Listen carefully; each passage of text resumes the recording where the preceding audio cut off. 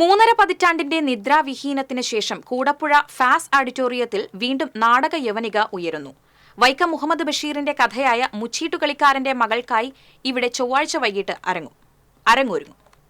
തിലകന്റെയും ജോസ് പെല്ലിശ്ശേരിയുടെയും എല്ലാം കളിത്തൊട്ടിലായിരുന്ന ചാലക്കുടിയുടെ പിന്നിട്ട നാടക പ്രതാപകാലത്തേക്ക് മടക്കയാത്ര കൂടിയാണിതെന്ന് സംഘാടകർ ഉറച്ചു വിശ്വസിക്കുന്നു.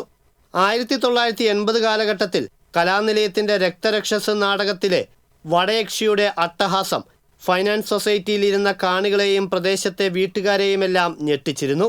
തുടർന്ന് കടമറ്റത്ത് കത്തനാർ, നാറാണത്ത് ഭ്രാന്തൻ തുടങ്ങി ഡ്രാമാസ്കോപ്പും നാടകങ്ങളും പൂഴിമണൽ വിരിച്ച ഹാളിലിരുന്ന പതിനായിരങ്ങൾ ആസ്വദിച്ചു. നാടകാചാര്യൻ NN പിള്ള, കൊട്ടാരക്കരയുടെ മകൻ സായ്കുമാർ, സിനിമയിലെ വില്ലൻ വേഷങ്ങളിൽ തിളങ്ങിയ ഋഷഭാവ എന്നിവരും ഫാസിൽ അരങ്ങ് തകർത്തു. കേരളത്തിലെ പ്രൊഫഷണൽ ട്രൂപ്പുകളുടെ നാടകങ്ങൾക്കും കൂടപ്പുഴയിലെ കലാകേന്ദ്രം വേദിയായി.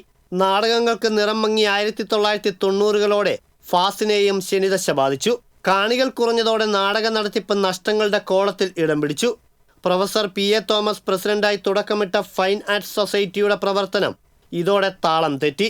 പിന്നീട് BP അപ്പുക്കുട്ടന്റെ നേതൃത്വത്തിൽ നൃത്ത സംഗീത വിദ്യാലയം ആരംഭിച്ചായിരുന്നു ഈ കലാക്ഷേത്രത്തിന്റെ കെടാവിളക്ക് നിലനിർത്തിയത്. വിവാഹങ്ങളടക്കമുള്ള ചടങ്ങുകൾക്ക് വേദിയായി കുറേ കാലം പിടിച്ചു നിന്നു. ഇപ്പോൾ ചാലക്കുടിയുടെ കലാകൂട്ടായ്മ വീണ്ടും ഇവിടെ ഒന്നിക്കുകയാണ്. നാടകലോകത്തേക്ക് ആസ്വാദകരെ തിരികെ എത്തിക്കുക എന്ന ലക്ഷ്യത്തോടെ. നഗരസഭാ സ്ഥിരം സമിതി അധ്യക്ഷൻ അഡ്വക്കേറ്റ് ബിജു S ചെറിയത്ത് പ്രസിഡന്റായി പുതിയതായി രൂപീകരിച്ച കമ്മിറ്റിയാണ് നേതൃനിരയിൽ.